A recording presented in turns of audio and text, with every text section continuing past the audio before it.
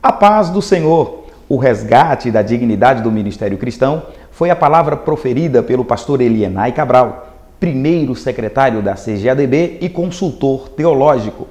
Ele falou durante a 44ª AGO da CGADB e 8ª AGE em Belém do Pará. Confira nesta edição.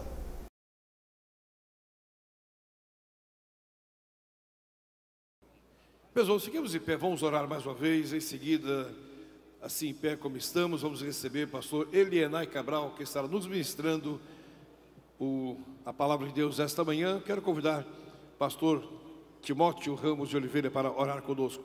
Teu microfone, pastor. Glorioso Deus, eterno Pai, te louvamos por estarmos na Tua presença, Senhor, com o propósito de tratar de assuntos relacionados com a Tua obra. E agora, quando vamos ouvir a Tua palavra, Senhor, te pedimos que outra vez uses o Teu servo, Senhor, que vai ministrar da Tua parte para os nossos corações. A Tua palavra encontre assento em nossas mentes e corações e possamos tirar bom proveito de tudo quanto estará sendo ministrado para nós. Oramos a Ti, ó Pai amado, em o nome de Jesus. Amém. Eu desejo cumprimentar a todos os amados convencionais com a paz do Senhor. E quero usar o texto-chave, texto base, da temática geral que foi escolhida para as preleções e para o espírito que deveria, na verdade, nortear esta convenção. Carta de Paulo aos Efésios, capítulo 4, versículo 1, mas eu pretendo ler ainda até o versículo 3.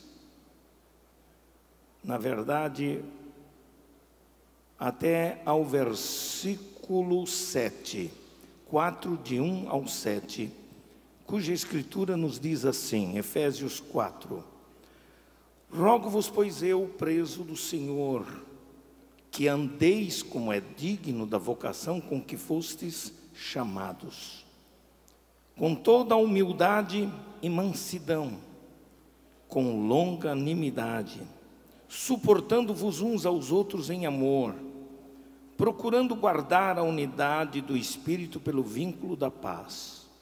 Há um só corpo e um só Espírito, como também fostes chamados em uma só esperança da vossa vocação, um só Senhor, uma só fé, um só batismo, um só Deus e Pai de todos, o qual é sobre todos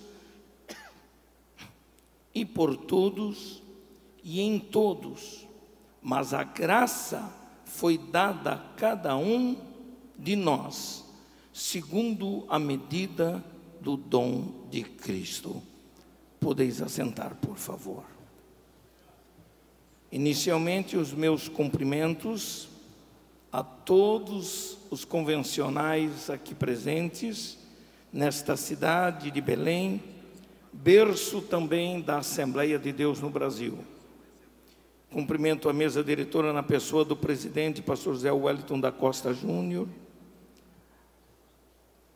a todos os convencionais, a toda a mesa diretora.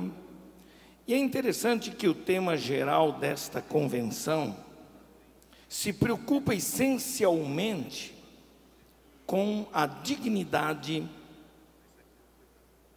do ministério cristão em tempos que se percebe a deterioração dos valores mais vitais do ministério cristão.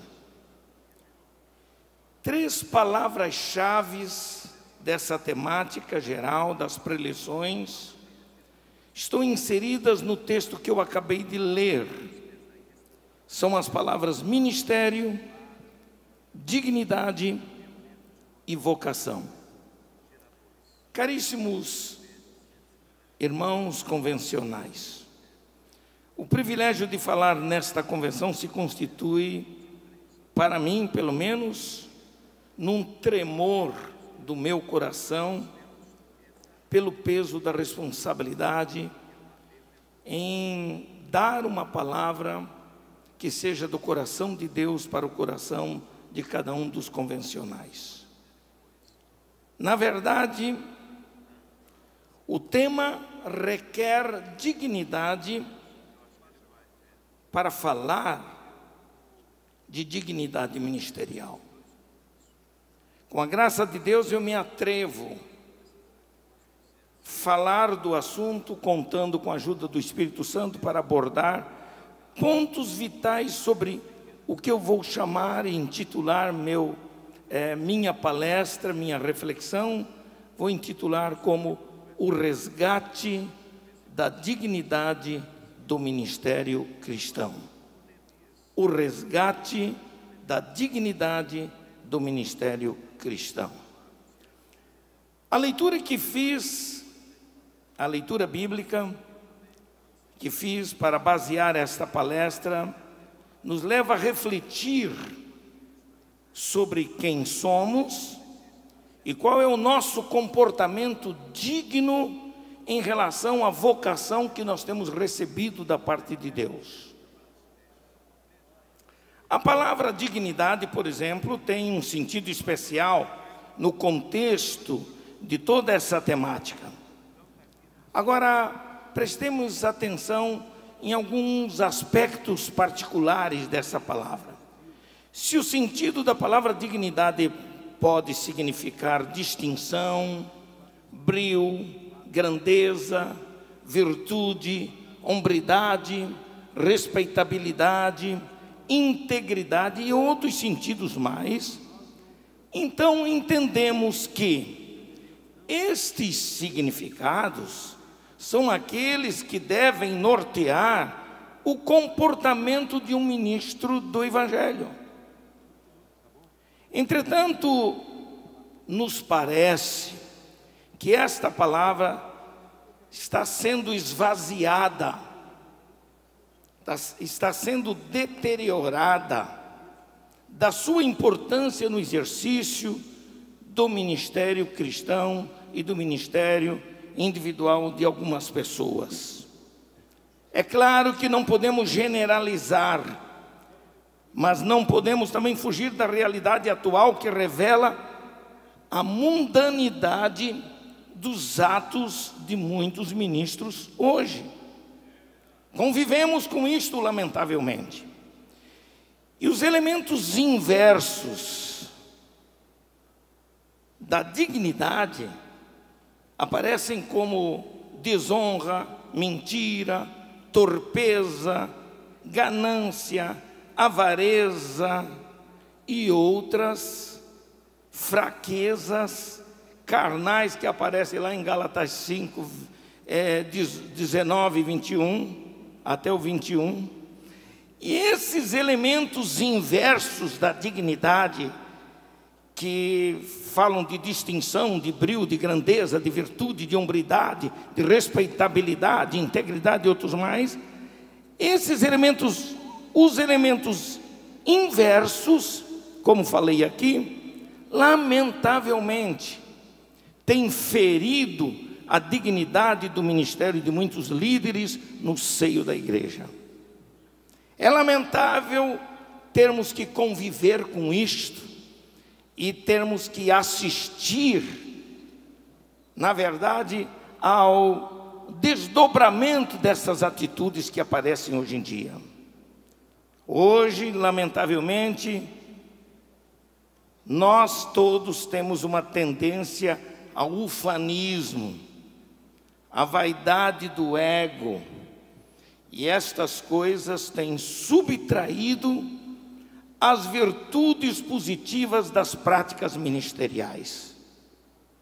A preocupação do apóstolo São Paulo, aqui no capítulo 4, em reacender essas virtudes da vocação cristã, que aparece logo a seguir como humildade, mansidão, longanimidade e a capacidade de tolerância, essas virtudes, na verdade, são reacendidas na palavra de Paulo, e isto o fez voltar, o fez voltar-se, melhor dizendo, para os aspectos práticos e doutrinários do ideal, daquilo que nós chamamos de unidade da igreja. O que é que pode manter a unidade da igreja? Uma delas, a dignidade ou comportamento digno daqueles que exercem o ministério. Então o que Paulo faz? Ele se preocupa em despertar a consciência de todos nós, para que tenhamos um comportamento ideal, eficaz, com os verdadeiros sentidos de grandeza da palavra dignidade, que seja capaz de realçar a dignidade do ministério cristão. Quando ele diz assim, que andeis de modo digno da vocação com que fostes chamados, ele está se referindo ao andar, não apenas individual, mas ao andar da igreja, como o corpo de Cristo. Qual é o comportamento da igreja em relação ao mundo lá fora, ao sistema satânico que se opõe contra nós? Como nos comportamos individualmente para representar os interesses do reino de Deus e da sua igreja e manter a unidade do Espírito na nossa vida? É interessante que o verbo andar aqui, quando ele diz que andeis, e esse verbo expressa movimento, ação, trabalho. E a igreja não é uma instituição neutra, estática, paralisada, não. A igreja, ela é dinamizada por esse andar, porque o verbo andar requer movimento, ação. E se isso é verdade, então a igreja, eu gosto de usar, já repeti até algumas vezes, uma palavra que eu ouvi há muitos anos atrás sobre a igreja, do saudoso pastor Alcibiades Pereira Vasconcelos, quando disse que a igreja é um movimento do Espírito no mundo que vivemos. A igreja é um movimento do Espírito. A igreja se movimenta. A igreja não pode ser uma instituição meramente estática, voltada para a burocracia, voltada para tantas outras coisas. A igreja é um movimento de Deus, é um movimento do Espírito, que trabalha da melhor forma possível. E quem faz esse movimento somos nós. Somos nós somos parte do corpo de Cristo. Nós somos os membros vivos e dinâmicos do corpo de Cristo, e nós temos que fazer valer isso aí.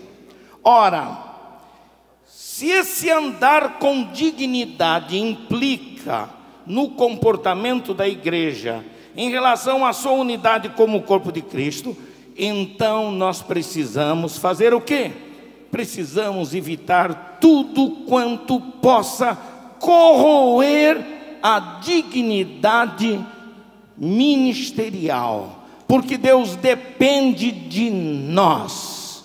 Deus depende individualmente de cada um de nós que fazemos parte do corpo. Da mesma forma como o nosso corpo, constituído de muitos membros, se um membro do corpo estiver doente, vai afetar negativamente a todo o corpo. Então é preciso que esse corpo tenha saúde, para que ele ande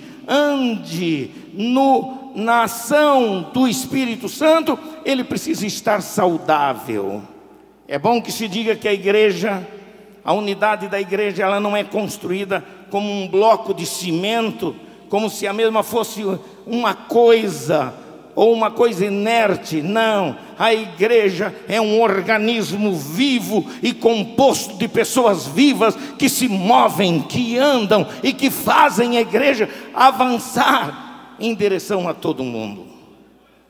A igreja neotestamentária, é bom que se diga, que ela desenvolve o seu caráter e personalidade através dos dons que o Senhor tem distribuído aos seus servos. De modo particular e individualmente, O Senhor concede seus dons para manter a unidade da sua igreja, e os concede, diz a Bíblia, conforme a medida do dom de Cristo. Está lá em Efésios 4:7. Como ministros da igreja de Cristo, nós perguntamos a nós mesmos: temos desempenhado nossos ministérios com a dignidade que a palavra de Deus requer? Na leitura bíblica do capítulo 4 de Efésios, nós somos conduzidos a entender a importância do resgate da dignidade do ministério cristão. Então começamos assim. O que ele começa aqui logo? A primeira palavra que aparece no capítulo 4, versículo 1, é a palavra rogar. Rogo-vos. Em outras palavras, este ato de rogar de Paulo implica numa paixão enorme no seu coração em manter a unidade, e principalmente o apelo que ele faz à dignidade da vocação ministerial. Ontem se falou aqui algumas coisas sobre ministros consagrados, lamentavelmente separados, sem nunca terem demonstrado qualquer sinal de uma chamada específica do Senhor, sem nunca ter tido uma vocação. Estão ali porque são bonzinhos, porque têm o dom natural da palavra, porque falam bonito, mas na verdade, eles não têm uma vocação especial. Eles podem fazer parte da vocação geral da igreja. De certo modo, todos nós somos pregadores, mas nem todos são pastores, nem todos são ministros. E o ministro é chamado com chamada e vocação especial. Ora, Paulo aqui, depois de defender o ministério que ele tinha entre os gentios, no capítulo 3 de Efésios, logo no início do capítulo 4, ele faz esse enfático convite a participarmos do processo de aperfeiçoamento da vocação ministerial. É isso que a Bíblia nos mostra.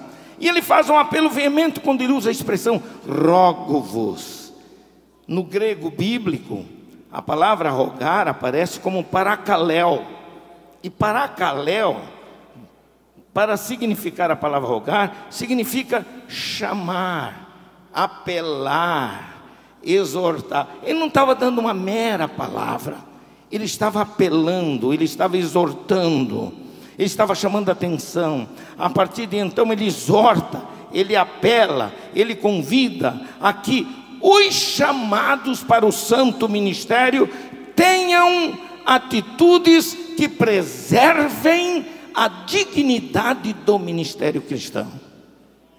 O convite apela também à consciência dos vocacionados. De vez em quando o Espírito de Deus me faz lembrar no dia em que eu tive que deixar tudo para obedecer à voz da chamada de Deus, para que eu pudesse me entregar de corpo, alma e espírito ao exercício do ministério cristão. E quando ele me apela a minha consciência para isso, é para lembrar que eu não posso me desviar dessa vocação, não posso tomar caminhos estranhos, não posso me envolver com outras coisas estranhas à minha vocação. Você foi chamado para ser pastor, irmão? Seja pastor. Pastor Nilton dos Santos ontem foi muito feliz na sua mensagem quando ele mostrou alguns aspectos relacionados. Em outras palavras, é interessante que esse apelo à dignidade da vocação ministerial, quando ele diz andar como é digno da vocação com que fossem chamados, quem sabe numa melhor tradução, a expressão ficaria mais ou menos assim: que vivam, que andem e comportem-se de maneira digna daqueles que foram chamados para exercerem o santo ministério. O apóstolo Paulo faz um jogo de palavras quando ele usa a palavra andar ou caminhar, que significa caminhar de forma digna do chamamento a que fosses a que fostes chamados. Esta expressão, caríssimos irmãos, revelava o ardente zelo do apóstolo Paulo com os crentes de Éfeso, no sentido de que a unidade do corpo de Cristo não poderia de modo nenhum perder a sua essência, não poderia de modo nenhum ser corrompida por sistemas mundanos, mas deveria ser mantida e preservada. E a preservação e manutenção dessa dignidade está num comportamento eficiente relacionado com a vocação recebida. A atitude de andar dignamente implica num andar o que? Equilibrado. Alguém que anda com passos firmes, que sabe o que está fazendo. E esses passos podem ser aprimorados, esse andar pode ser aprimorado por atitudes que melhorem, que corrijam nosso comportamento como obreiros da Igreja de Cristo. Eu gosto da palavra do Senhor para Abraão e depois para Enoque. Para Abraão ele disse: Abraão, anda na minha presença. Anda na minha presença. Sabe o que significa dizer isto? É mais ou menos como um pai que tem um filho pequenininho que está aprendendo a andar. E o filho pequeno, quando está aprendendo a andar, ainda se desequilibra, ainda não tem firmeza nos passos, nos pezinhos. E ele precisa de incentivo. É aquela coisa do pai que se põe num determinado ponto e diz para o filho: vem filho, vem. Aí o filho vem lá desequilibradamente e tal. O andar dignamente significa também submeter-se a aprender a andar na presença de Deus. Aprender a ser equilibrado do jeito que o Senhor quer. Deixe Ele ensinar você a andar dignamente na presença do Senhor como um chamado especial. A palavra digno, portanto, ela pode significar conduzir-se, comportar-se de modo equilibrado, consciente dos atos que está praticando. Esta palavra, a palavra digno, dá ao ministro o sentimento de estar vivendo uma vida justa e correta diante de Deus e diante dos homens. É isso que a gente precisa sempre manter, porque para perder a dignidade ministerial não é muito difícil não, irmãos. Se perde com facilidade. É lamentável que a gente, às vezes, eu confesso que eu fico com vergonha de me apresentar como um pastor, porque uns ditos cujos que tem por aí se apresentam como pastores, com carteirinha de pastor, são indignos de um título de pastor, porque tem um comportamento indigno, tem um comportamento mundano, tem um comportamento que não é direcionado pelo Senhor, não é guiado pelo Espírito Santo. Lamentavelmente, mas nós podemos nos acordar para esta realidade e dizer: me ajuda, Senhor, a ser digno da vocação com que Tu me chamaste para fazer a Tua obra. Agora existe uma coisa interessante. Quais seriam os elementos vitais da dignidade ministerial? Eu não vou sair do texto. O próprio texto oferece esses elementos. Esses elementos eu chamo de virtudes. São aquelas virtudes que evitam a corrosão da dignidade do ministério cristão, e elas são identificadas aqui no Novo Testamento como o quê? No versículo 2 logo os apresenta: humildade, mansidão, longanimidade e condescendência, ou seja, a capacidade de suportar os outros. São virtudes morais.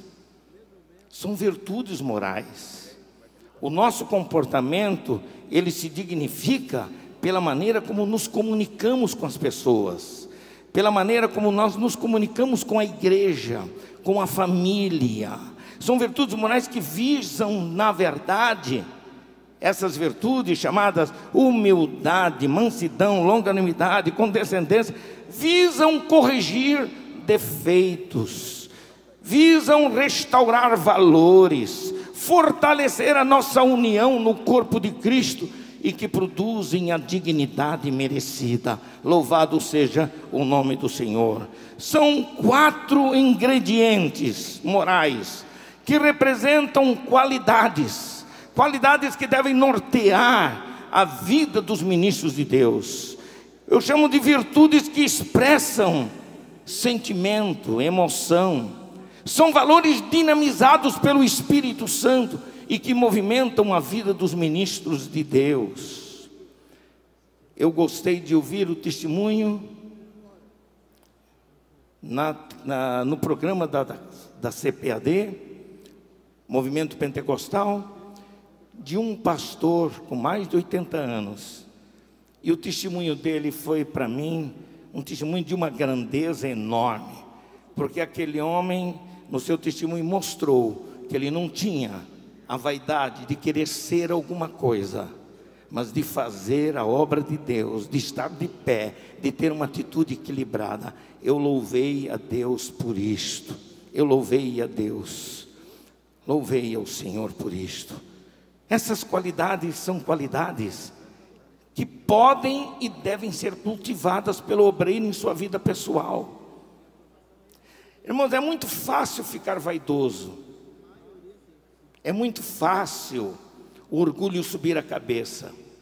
É muito fácil, com o sucesso do ministério pessoal, a gente começar a pensar de nós mesmos: puxa, mas eu sou importante, eu sou o bom, eu sou o tal, eu sou o único, ninguém é igual a mim.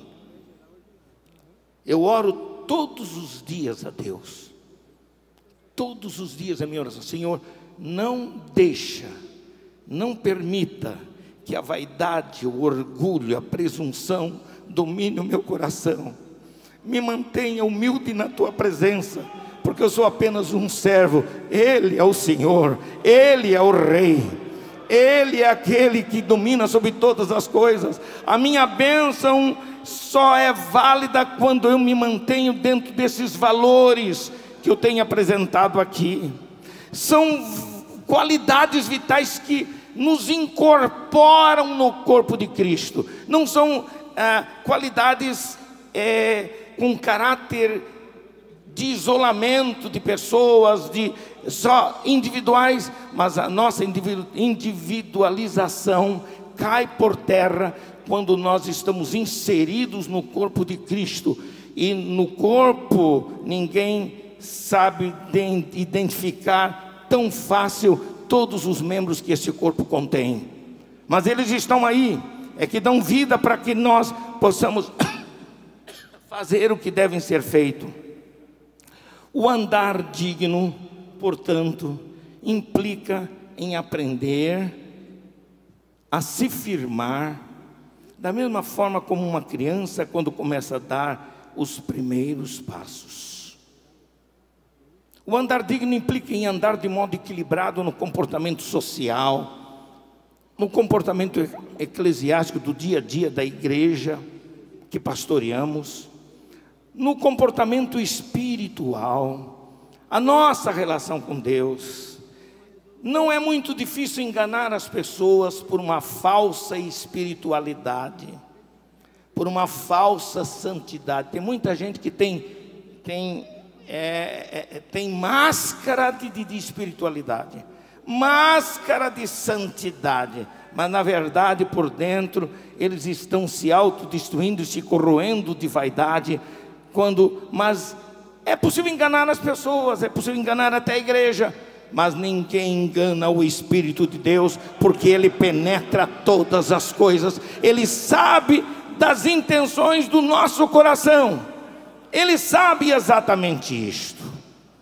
Por isso, o objetivo final desse tipo de comportamento requerido pelo apóstolo Paulo é alcançar um padrão, mas um padrão segundo a imagem perfeita de Cristo, que na Bíblia utiliza a linguagem de varão perfeito em santidade e justiça entre os homens. Na verdade, eu gostaria de chamar a atenção de vocês para a definição dessas 4 virtudes bem rapidinho. 4 virtudes que dão sustentação à dignidade do ministério. Essas virtudes, elas têm um caráter íntimo, porque elas se manifestam de dentro para fora de cada um de nós. E não se preocupa essencialmente com o exterior. Não é o exterior que vem primeiro. Não é por aquilo que eu mostro para os outros que eu possa ser ou não. Mas é aquilo que vem de dentro para fora como um elemento essencial da minha história de vida, daquilo que eu sou como servo de Deus, como ministro do Evangelho. E a primeira palavra que se destaca, a primeira qualidade vital que se destaca dentro desse texto é a palavra humildade. A palavra humildade. É essa palavra, no versículo 2. No grego bíblico, o sentido dessa palavra vem do adjetivo tapeinos, que significa ser dotado de mente humilde, ser despretensioso, ser singelo. Mas a lição que aprendemos sobre a humildade, a gente aprende inicialmente com o próprio Senhor Jesus Cristo. Porque um dos elementos vitais para manter a dignidade é de que a humildade, ela repudia o orgulho pessoal e geralmente ela sempre busca a pacificação com todos. Em Filipenses capítulo 2, versículos 2 e 3 diz assim: completai a minha alegria, de modo que penseis a mesma coisa, tenhais o mesmo amor e sejais unidos de alma, tendo o mesmo sentimento. E diz mais: nada façais por partidarismo ou vanglória, mas por humildade, considerando cada um os outros superiores a si mesmo. Princípio que a gente não pode passar por cima. 1 Pedro 5,5, Pedro diz assim: cingi-vos todos de humildade, porque Deus resiste aos soberbos, contudo aos humildes concede a sua graça. Ninguém melhor do que Pedro para ter aprendido essa lição, quando em certa ocasião, Jesus entre eles entrou numa casa e Jesus resolveu dar uma lição sobre humildade. Não discursou, não disse muitas palavras naquele momento. Chegou na casa e viu que não tinha ninguém ali para cumprir os ritos geralmente que se davam aos hóspedes de uma casa. Não haviam servos, haviam apenas alguns vasilhames de água. E o que é que ele faz? Ele toma uma vasilha de água, põe numa bacia e põe-se a lavar. Mas o que me chamou é a palavra cingir. A palavra cingir é uma palavra antiga, no vocabulário bíblico, vocabulário que nós temos do Novo Testamento.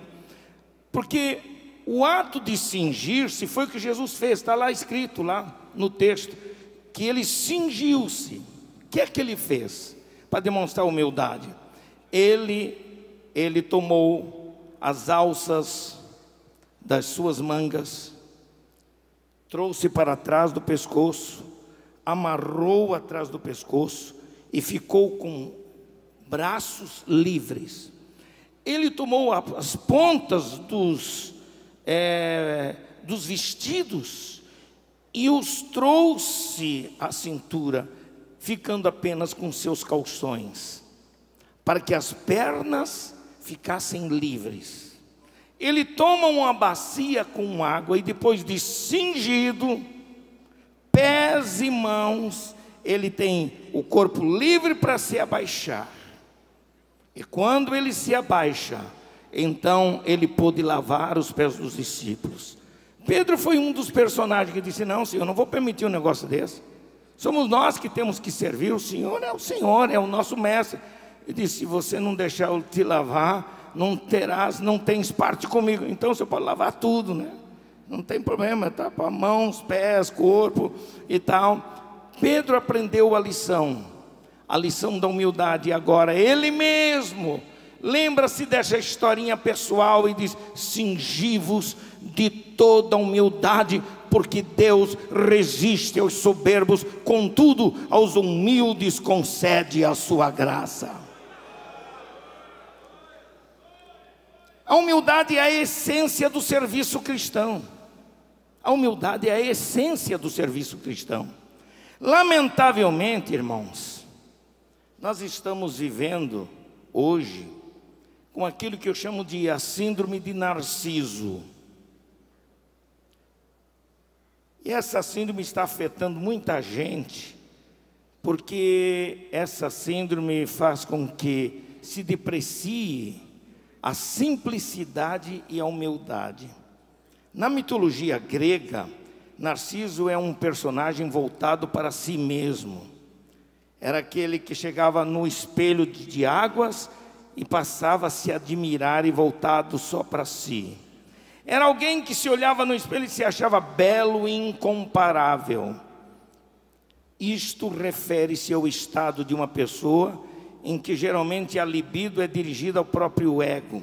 Pessoas egoístas, pessoas egocêntricas, e me perdoe, tem um bocado de pastor egocêntrico, a vaidade de aparecer, de mostrar que eles são alguma coisa, precisam se libertar da síndrome de Narciso, porque se acham incomparáveis. Ninguém pensa melhor do que eles, ninguém defende a igreja mais do que eles, ninguém age de uma forma mais forte do que eles. Essa gente precisa de libertação, precisa de humildade.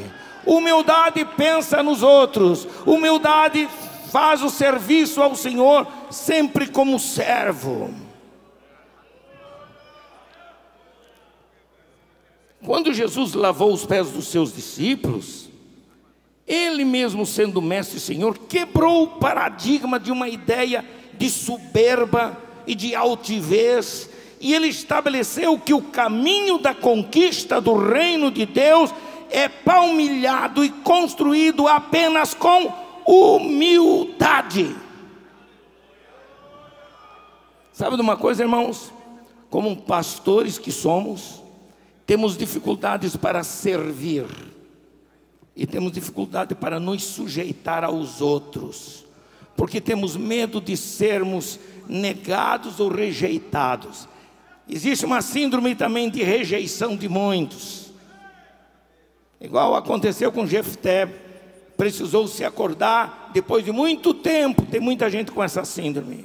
Sabemos que a insubmissão nada tem a ver com coragem e firmeza. E se eu sou assim mesmo, eu não vou mudar. Nasci desse jeito, meu temperamento é esse. Se o seu temperamento é este de insubmissão, de rebeldia, é porque você não está bem convertido ainda.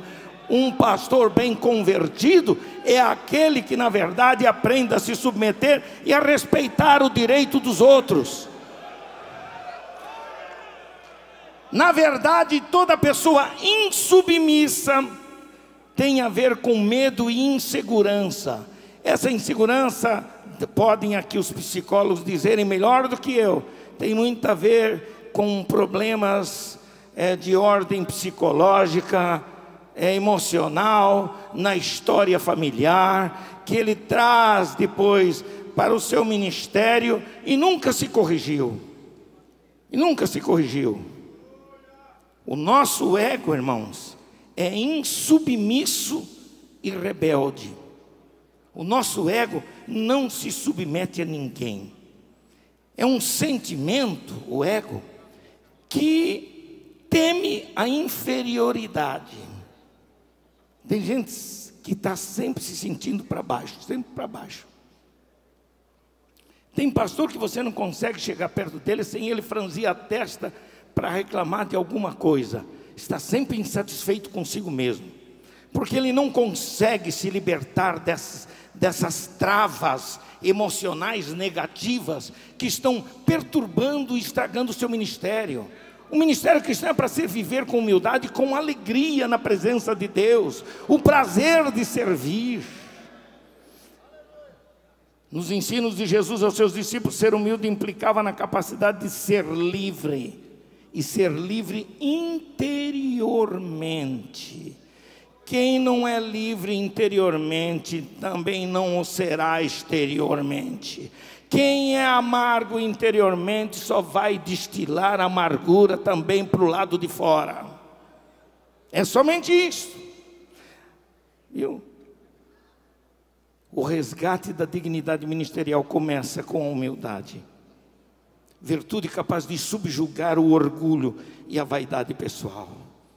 Meu irmão, em nome de Jesus, eu não sou o dono da verdade. Vou dizer a vocês o que eu faço todos os dias. Todos os dias eu oro, Senhor, Senhor, não permita que a vaidade domine meu coração.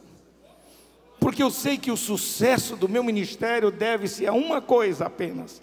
Deve-se ao fato de eu servir ao Senhor e reconhecer que Ele é o Senhor, eu sou apenas o servo. Enquanto você pensar assim, você vai crescer, vai aumentar o seu ministério, vai prosperar na sua vida pessoal e na sua vida ministerial. Por isso, nós temos que aprender esses aspectos assim. O resgate da dignidade começa com isto, com humildade, que é uma virtude capaz de subjugar esses aspectos negativos. A outra palavra importante é a palavra mansidão. Está aqui no texto. Olha, que andeis como é digno da vocação com que fosse chamado, até vírgula. A frase continua, com toda humildade, e o que mais? E mansidão, com longanimidade, suportando-vos uns aos outros em amor. Mansidão, na língua grega do Novo Testamento é prautês. E prautês dá uma ideia de alguém que se curva, alguém que se aflige, aflige-se a si mesmo para não criar embaraço e não criar problemas. Isso é muito importante. Esse vocábulo tem essa ideia, a ideia de uma atitude interior de submissão a Deus e a sua palavra.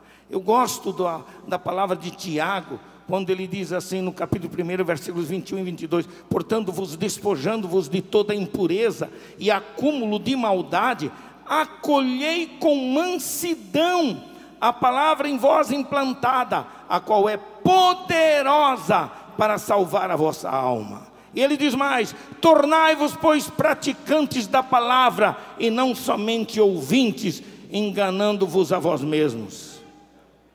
Tão facilmente, reações violentas contra alguma ideia discordante, com discussões e debates, nós sofremos isso aqui em tempos passados recentes, lamentavelmente, né? Típicas de pessoas de espíritos amargos, em que a mansidão está longe dos seus corações. Embora esse substantivo prautês também transmita a ideia de bondade que se expressa em um ato exterior, porém não se deve confundir bondade com timidez, gente medrosa, não. A mansidão não significa fraqueza, pelo contrário, ela sugere o controle e a restrição da força. Ela transmite a ideia de submissão sem luta, de atitude bondosa em situações em que alguém esteja experimentando maus tratos ou injustiça. Que facilidade algumas pessoas têm para cometer uma injustiça, para entristecer e amargurar a vida do seu companheiro. É incrível a facilidade que essas pessoas, parece que são dominadas por sentimentos de ódios, de rancores, que nunca se libertaram. Isso não é válido na vida de um pastor, isso corrói a dignidade do ministério. Corrói. Mansidão implica numa atitude pacífica nos momentos de exasperação.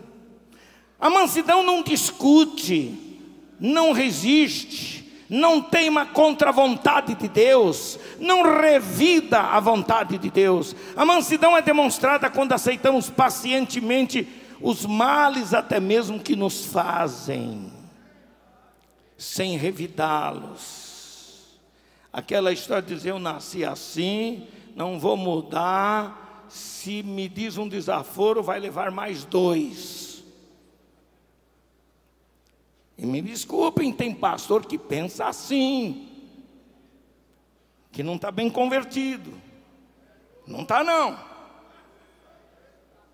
Essa qualidade é uma qualidade que tem que ser demonstrada nas atitudes inteligentes, pacíficas. Esse é o papel de um pastor. Eu conheci um pastor que era um grande pregador, um pregador fora de série, com uma bagagem de conhecimento incrível, e Deus o usava de um modo especial. Mas ele foi no pastoreio de igreja, no trato com os seus companheiros de ministério, quando algum obreiro fazia alguma coisa que ele não gostava, ele soltava todos os cachorros que tinham dentro de casa para pegar e estraçalhar. Ele acabava com... E o outro ficava lá embaixo. Aí depois que ele disse tudo que achou que tinha direito de dizer, aí aparecia para pedir perdão, depois que já fez o mal, depois que já maltratou, depois que já feriu. Esse tipo de sentimento não é o sentimento de Deus, é um espírito mundano, é demoníaco. O Espírito de Deus nos ensina a aprendermos a conviver, aprendemos a perdoar, a amar. Isto é fundamental, isso é fundamental. O espírito manso age com equilíbrio e paciência, porque entende que Deus é justo juiz e julga com equidade. O rei Davi deu um exemplo de mansidão certa feita, quando seu próprio filho Absalão procurou matá-lo. Disse ele, lá em 2 Samuel 16:11, disse mais Davi a Abisai e a todos os seus servos: eis que meu próprio filho procura tirar minha vida, deixai-o. Deixai-o. 2 Timóteo 2, 24 e 25, Paulo diz assim: ora é necessário que o servo do Senhor não viva a contender, e sim deve ser brando para com todos, apto para instruir, paciente, disciplinando com mansidão os que se opõem, na expectativa de que Deus lhes conceda não só o arrependimento para conhecerem plenamente a verdade. Portanto, irmãos, a mansidão é uma virtude indispensável para um ministério frutífero e digno de aceitação. A outra palavra é a palavra longanimidade. Tanta coisa que eu poderia dizer aqui, muito próxima da palavra mansidão. A outra, mais próxima ainda, é a palavra suportai-vos uns aos outros. Suportar implica tolerância, condescendência. No grego bíblico, essa palavra ela aparece de forma adjetiva, substantiva e verbal, porque ela aparece em várias situações distintas, em vocábulos distintos. Por exemplo, eu podia citar vários, mas não vou citar, mas pode nos mostrar uma delas muito forte, é a palavra macrotumeu. Eu vou terminar agora. Diz assim, macrotumeu, o vocábulo é formado por macros, que significa longo, e tumos, que significa mente, e dá a ideia de saber esperar com perseverança. No trabalho mútuo entre o Espírito Santo e o obreiro, a atitude de suportar torna o obreiro ajustado ao padrão da conduta cristã que aparece aqui como um apelo do apóstolo João Paulo, a dignidade. O ato de suportar o peso dos mais fracos significa ser tolerante, complacente, condescendente, e demonstra nossa maturidade cristã. Irmãos, com estas proposições básicas assimiladas em nosso ministério pastoral, nós poderemos, sem dúvida, ver o cumprimento do ministério de nossa vocação revestida de uma dignidade notável. Precisamos resgatar os valores de nossa vocação. Chega de gente de nariz empinado, chega de gente vaidosa, de gente que se sente o dono da verdade, não ouve ninguém, não respeita ninguém. O Espírito Santo, Ele quer operar. Se quisermos ter uma igreja sob a unção do Espírito Santo, precisamos nos submeter a Ele e a todos os valores e princípios que Ele coloca para a vida da igreja. A igreja precisa ter um andar digno da vocação do Evangelho, que é o de alcançar o mundo inteiro com a mensagem do Evangelho de nosso Senhor Jesus Cristo. Deus abençoe a todos, em nome do Senhor Jesus. Obrigado, senhor presidente.